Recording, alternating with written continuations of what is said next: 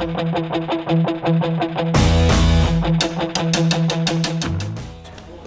right, so that's our mic, and we'll talk real clearly into that, and we should be good to go. So, and I'll just ask you typical questions. I think that looks good. Do you like our Musicians Anonymous show thing on there? It's kind of cute. Do you like the name? Musicians Anonymous. Anonymous. I didn't even say that word. Do you know what it means? Musicians Anonymous, is it kind of like Alcoholic Anonymous? Yes, it's a 12-step program. Whoop. Yeah, a 12-step program. It's a 12-step program. What step am I in right now? I have no idea. That's what I'm going to ask you. What step are you in? Have you gone through denial and anger? Oh, I've been through every stage of life you can imagine. Yeah. All right, well, let's get it started. Ready? All right, we'll look in the camera. Ready? 3, 2, 1. Ah! Hey, this is Keith Moher here again from Musicians Anonymous. Thank you so much for checking out the show. And I'm here with one of my favorite singers-songwriters of all time, Miss Clare Cunningham. Clare? So good to be here. Thank you. We were just talking about how Clare, well, you can tell them what happened on the way here for the interview. What were you doing today and what happened on the way down? Well, I'm biking now because I have plantar on my foot from all my running. And of course, I'm in the studio on Music Row, hop on the bike to be here, and give myself enough time to get changed and not look like this. And then my chain on my bike breaks. So yeah, and of course I'm coming in flustered. Yeah, and it's what, like 98 degrees here and 98% humidity. It's not quite like it is back home. Actually, they're having a heat wave in Ireland, but a heat wave in Ireland is like 75, 80. Oh, God. Yeah, 75 or 80, we'd be like loving it here. Yeah. It's like a sauna. Yeah, it is. It's really hot. Is this your first summer here? No. Oh. So I moved here last May 21st. So I had the summer. You've experienced Nashville hell. I love it, though. Oh, do you love it? But I've had 4 showers in the last 24 hours. Well, you look wonderful as always. Oh, you are too. And I met you at Nashville Rising Song. And, you did, and let me tell a little bit of the story. You come out, and I'm like, who is this girl? I've never seen you before. And obviously, I mean, you know, you're not the typical. You have a look about you. You know, the sleeves and the whole thing. And I'm like, wow, this is not our typical singer-songwriter that comes to town. And then you got up to sing, and I'm like, holy, where is she from? You know, and of course I put it together. It was Ireland because you sang a very, very, very Irish type of song. Yeah. If I remember right, it was, what do they call that? What style was that again? Like Gaelic or? Celtic, Gaelic. Yeah. Yeah, I have a Gaelic song that I do that I've And written, that was that last summer? So the first time I ever did that was in March, and I was only visiting, and I had just met 2 great friends of mine, Tim Thurman and Drew Taylor. That's right. And so we had written the song like the day before. Yeah, well, I remember when you got up there and you sang your song, and everybody was like, holy crap, who is this girl? And now I get to perform that very song at Montetulan Country Fest with Drew in August in Canada. Oh my gosh, yeah, that's amazing. I know. So it's kind of come around full circle. It's so nice. You came out in March of last year. You came out, and we were all like, "Wow!" And then you went back. Yeah. And then you came back here to live. Then. Yeah. In May. So tell us about that process. How did you be able to come to the United States, and how does that work for a musician? Yeah. So there's as a musician or any European or any non-American, even Canadians, you have to have a visa to get into America. Gotcha. And there's many forms of visas you can get. But I'm very fortunate, and I have kind of the top tiered one, which gives me 3 years here, and it's called the O1. Yeah. So it's the. How did you get the top tier one? So you've had to have, like, in order to have an O1 visa, which is the extraordinary ability, it's either for musicians, athletes, actors, actresses. You have to have a certain criteria. Gotcha. Did you have to do a test? Well, you have to put together a package for a lawyer to be able to put it through a union, and so I had to have sold so many records, had so much national acclaim. In Ireland? Just worldwide. It had to be, so, and then you have to have people in the industry, like, who are, like, of note, like, who are, what you want to say, famous, maybe attest to your abilities. Yeah. So my package, luckily, through my career out in Sweden, and stuff was really good. So it got me. Well, I remember when the first time you came out, of course, I went back home and I did some looking around, like, who is this girl? And I'm like, whoa, she's like a big fish, man, back home. I mean, and then she comes here and she's like a minnow, right? And That's what happens here, though, isn't it? Yeah. You know, but you've done so much in Ireland. I mean, tell me some of the things that you've done over there. I mean, you were really a pretty big artist. So, well, I grew up in Ireland and then I moved to the UK and I was living in Cardiff, Wales at the time, and I got a phone call from a girl in Sweden asking would I come out and play some festivals for her band, and I was like, this is so random. Yeah. And so she was quite persistent, and the next day she called me and I told her, like, look, to be honest, like, I'm really committed to everything I do here. Yeah. We were like what you call a function band. Yeah. So we were doing corporate events, weddings, that kind of Making thing. money. Yeah, like good money too. Good money. I mean, like, you know, that was my living. My music was my living, and so I was very committed to the things we had on. We got booked years in advance, and so I kind of said to her, look, I'm sorry, but I can't really commit right now. And so she said, well, look, go home, have a think about it. We'll fly you out here in 3 weeks. This is to Sweden. Yeah. Because we're opening up for Motorhead at Metaltown Festival. Wow. And I was like, wait, what? Whoa. What are those dates again?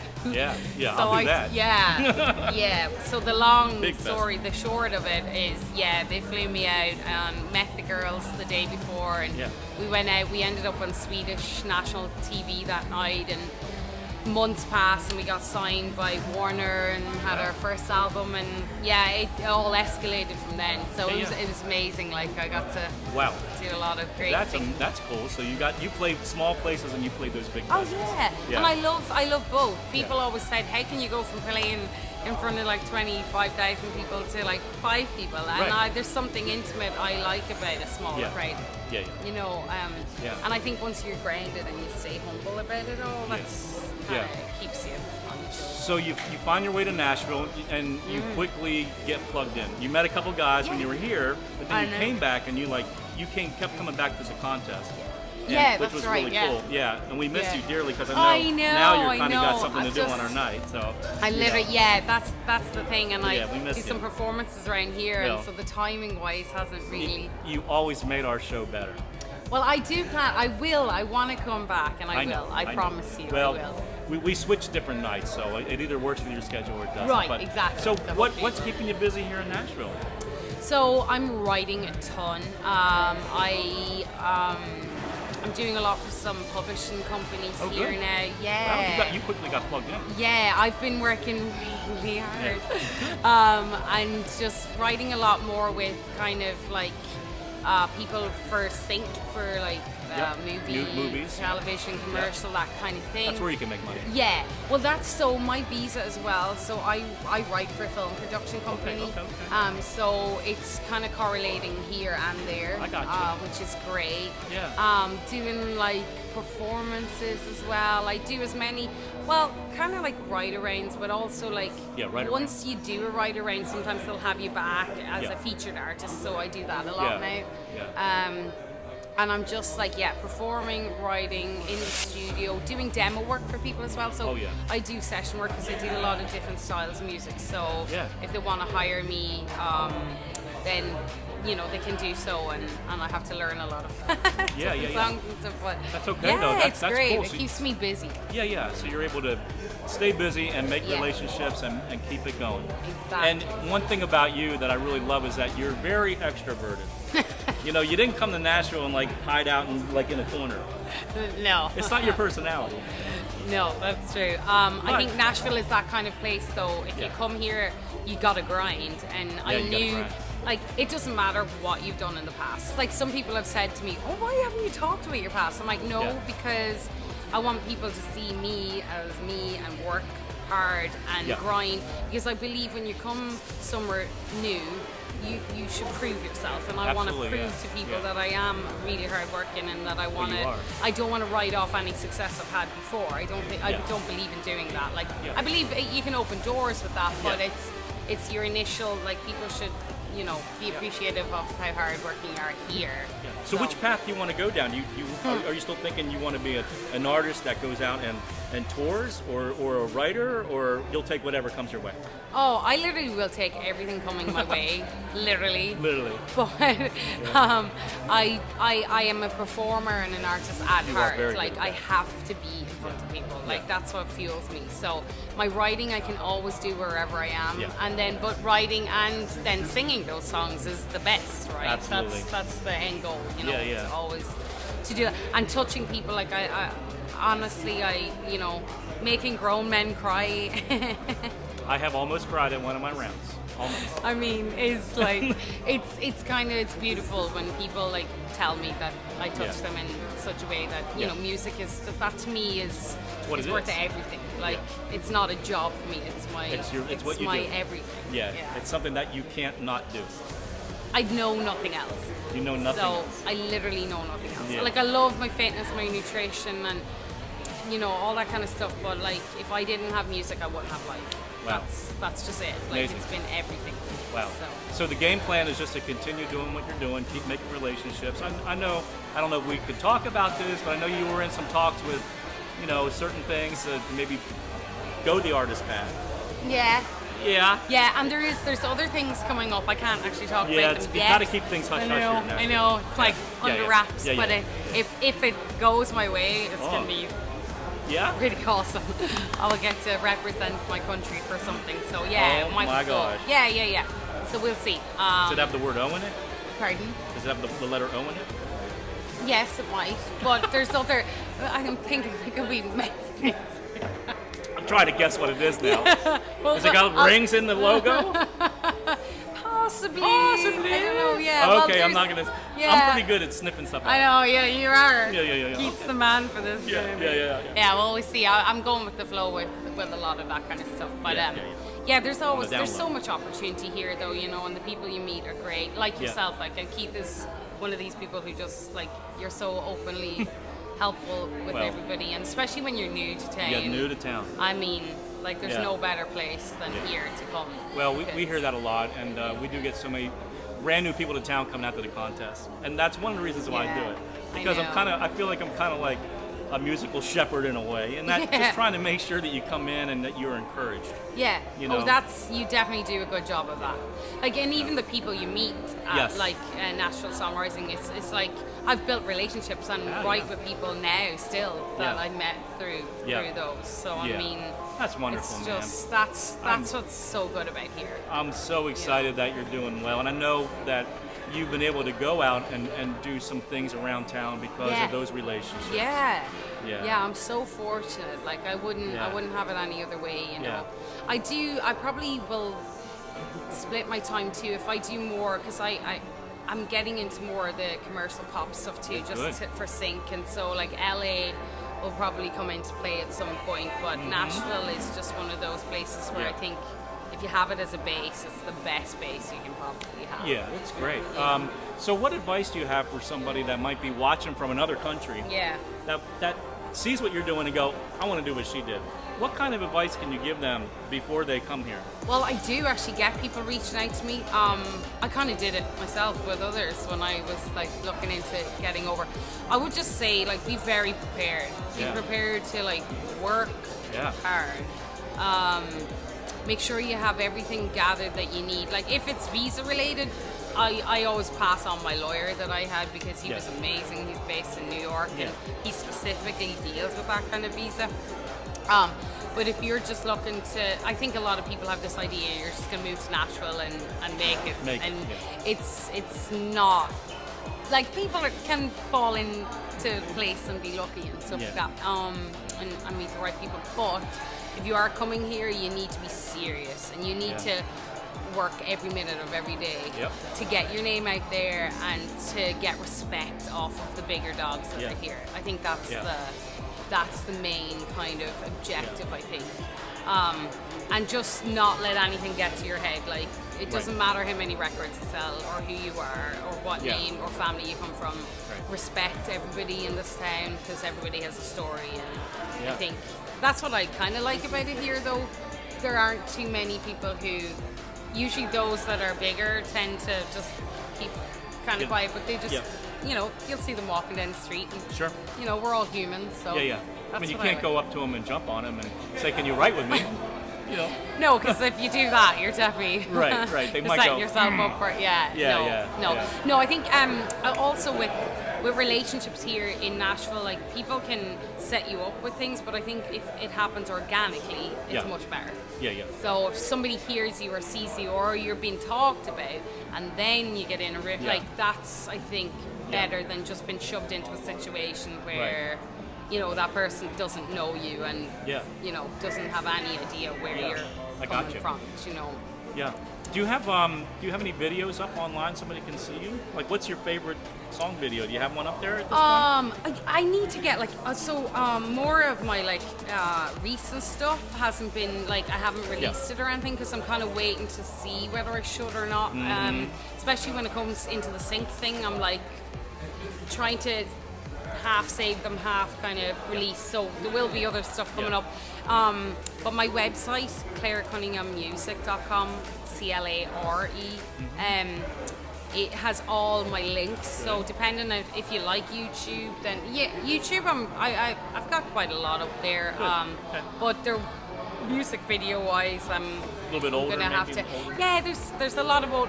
That's why I think I'm a little confusing for people because they see this and then they hear something else. Yeah. Well, you're constantly evolving. I am, and I don't believe, like, so I think people here have had a hard time trying to box me, and I won't be boxed. Right. I got it. So, I've met with labels, don't get me wrong, and they're like, trying to market you is a little bit hard. So, but I look at, like, Bowie, I look at Prince, I look at all the greats, and I think, well, they had eras, you know, and so I just don't believe in having to mold myself to fit in somewhere. I would rather be the outsider and take longer rather than try to conform. You know, because there's a lot of fish in the sea here. Lots. And I want to be the shark. Oh, I like that. I like that. Well, good, man. Well, if that makes sense. It does. That's exciting. Well, gosh, man, you know. I think this might be a shorter show, but it's packed full of good stuff. And I know that you're extremely busy.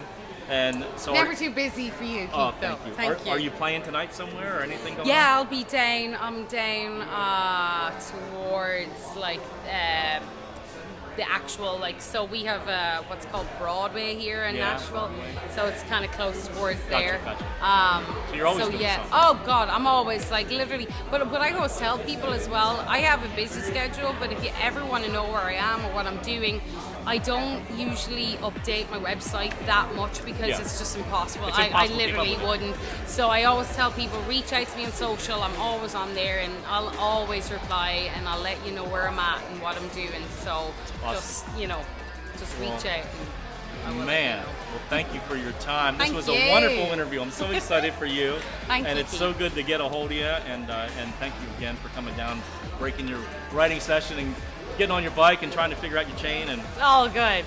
All that stuff. It's all part of. Did you used to ride the scooters? They took all the scooters out of Nashville. Did you ever do that? No, I didn't because there's so many horror stories. I'm so scared of them. Well, that's because drunk people would get on those little electric scooters and go 45 miles an hour and wreck into cars and stuff. It was more of a novelty rather than like somewhere out in LA they have actual like rules and like paths and stuff. Whereas here it's like, oh great, a scooter, let's get on it and break our legs. Yeah, I know. And plus I like to exercise, so you're not getting exercise when you're on one of them. I like to actually like Right. Well, my gosh. Well, so if you want to check out Clare, it's Clare Cunningham Official? Yeah, so my handle is at Clare C Official, and there's no I in my name. CLARE C Official. Or my website is Clare Cunningham Music.com. Awesome. And so you're on Instagram and Twitter, Facebook. Everything and anything, you name it, I'm there. It's a full-time job. Do you spend a lot of time trying to update the content? Yeah. Like, especially, what's your main go-to? Actually, I was just talking about this to somebody the other day. I need to get more like on Periscope and different things where you're like live and you can actually really connect with people. So I'm looking into that now. Because we did a video the other day. You know Ali Seeley? Yeah. Yeah, we were at hers and the amount of people tuning in and sharing. I was like, oh my God, I need to get on this. They're actually interested in you. Oh, but that's it. And people are so grateful to everybody who's followed me throughout my entire career so far, and those that are joining every day. It's That's amazing. Great. Yeah. People are so great. Without people and without fans, you can't do what we do. Right. So it's kind of like fishing for minnows. Yeah. I mean, the industry represented the whale. Yeah. Like you throw it out there, and you're like, you can see the water coming out the whale, but you can't really see the whale, and so you throw it out there, and you're trying to catch it. And meanwhile, there's all these minnows at your feet, and those are fans. Yeah. Just reach down and grab them, put them in your bucket, Exactly. and feed them, Exactly. and they grow. Yeah. And then you can eat them. Precisely. Right. It's like your garden ain't gonna grow unless you take care of it. You know what I mean? That. You gotta water. Like you're like a seed, you know. Excellent. So yeah, man. you gotta make it grow. So thank you work again. hard. We're gonna say bye for the second time. I know. I do this all the It's time the in Irish these shows, way. man. It's like you can tell these are not scripted. It's like when I speak with my mom on the phone. It's like bye. bye, And bye. one more thing before you go. One more thing. Well, thank you. Thank you, Keith. Thank you. And this brings us to the end of Musicians Anonymous show with Clare Cunningham. I appreciate you guys tuning in and checking it out. Make sure you share the show with your friends. We're on Facebook and we're on Instagram and all those things. Twitters and YouTubes and blah blah. Also Vimeo. So just check it out, musiciansanonymousshow.com. Thank you again for watching today. And Claire, I wish you all the best in the world and may your wildest dreams come true. Thank you, Keith. You're welcome, Likewise. sweetie. All right. And we'll see you again soon, right here at Musician Anonymous. Bye. I'll cut it. That wasn't too painful.